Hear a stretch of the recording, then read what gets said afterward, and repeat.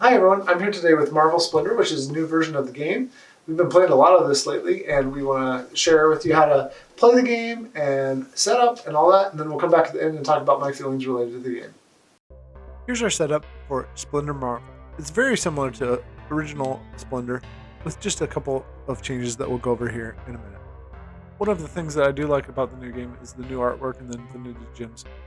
So, just like regular Splendor, you have character cards where they have the level 1 cards at the bottom, followed by the level 2 cards, and finally the level 3 cards at the top. Here's the level 2 cards, they have an orange background. They're here, 4 laid out, and the level 3 cards with 4 laid out. You also have your Infinity Gauntlet tokens. I do like how these are a little bit weightier than they were making a little bit ago. And then you have your 4 locations, because we have 4 players. They are double-sided. We'll take a look at one of those. Here we go.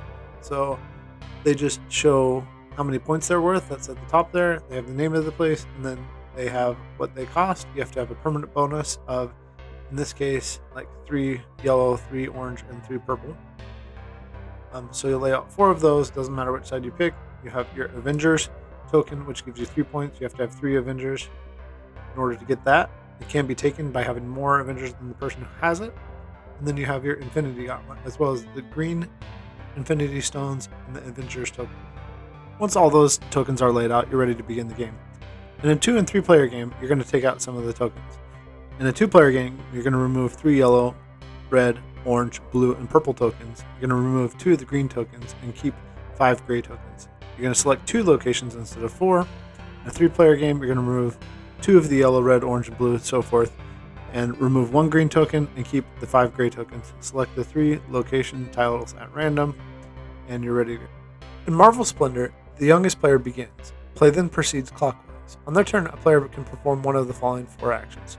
First of all, they can take 3 tokens of 3 different colors. You cannot take a gray or a green token with this action. If there are not enough tokens left, you can always take 2 or even 1 token. Or, you can take 2 tokens of the same color. This action can only be performed if there are at least 4 tokens available in that color before you take the 3 actions. So most people are going to take 3 different tokens to start the game. You can also do that 2 tokens, but remember there has to be 4 in that pile. If I wanted to take 2 red tokens, I could, because there's at least 4 in this red pile.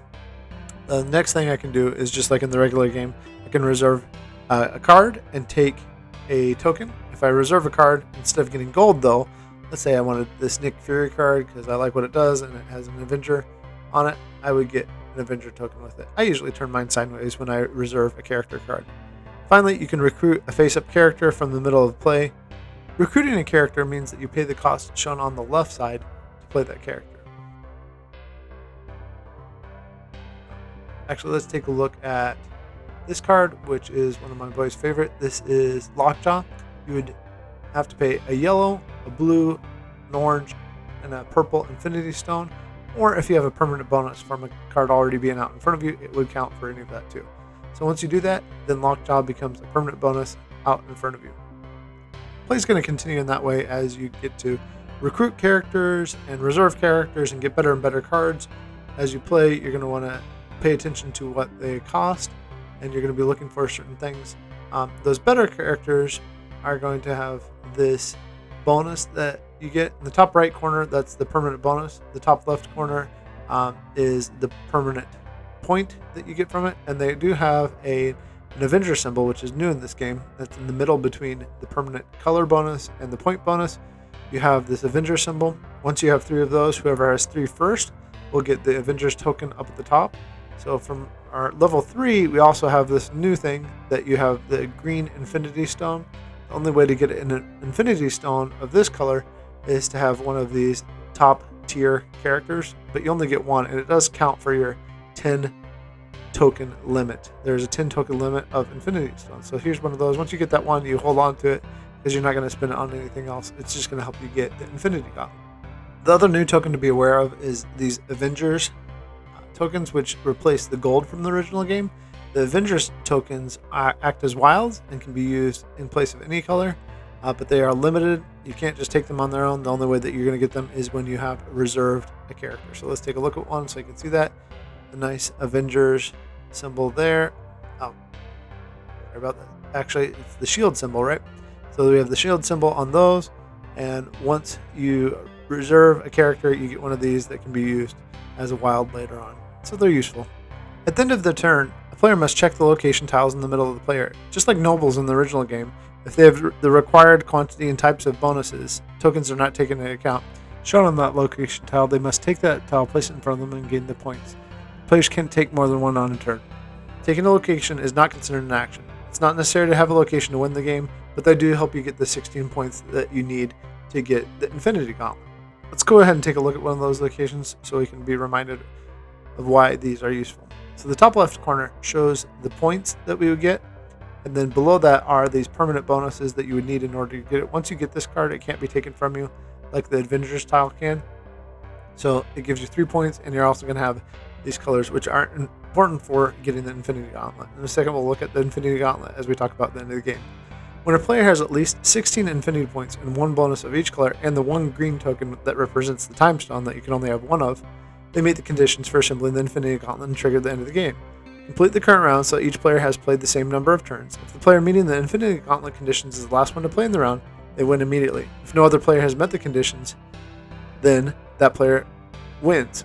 If several players meet the conditions, the player with the most Infinity points among those players is the winner. If there's still a tie and one of the tied players owns the Avengers Tile, that player wins. We'll go ahead and take a look at the Avengers Tile now.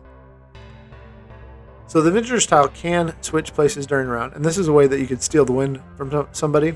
If a player triggers the end and they lose this tile, they could fall under the 16 points that triggered the end of the game also. So you can take that from them, get maybe 15 points, and the game would go on until somebody got 16 points, and then the end would be triggered. So that's Splendor Marvel. Not a whole lot of changes in the game. I like it. I like how things change. I like how there's some difference with the locations and how they flip over. I like the Avengers Tile and how it can change places and can change the end of the game too. I really like this new version of Marvel Splendor. Splendor was a game that I had kind of gotten to the point where I just played the app and didn't like to play it a whole lot in person, but I love the artwork on the new cards. I like the feel of the tokens in hand, the Infinity Gems. They feel more like the ones from the very first edition of the game. I like the new Avenger 3-point token that you can get, because of how that changes the game, and that you can get to 16 points and then somebody could steal that from you and then the game might still be going on, although that's a little bit more rare. I like that the end game is triggered now with that 16 points that you get with the Infinity Gauntlet. I just think that it makes the game a little bit more interesting, and definitely the artwork and the different weird characters that you might not be used to if you're only watching the Marvel movies. That just adds a little bit more interest and fun to the game. I always thought Marvel had, not Marvel, but the original Splendor had kind of ugly artwork, so it's nice to see this update.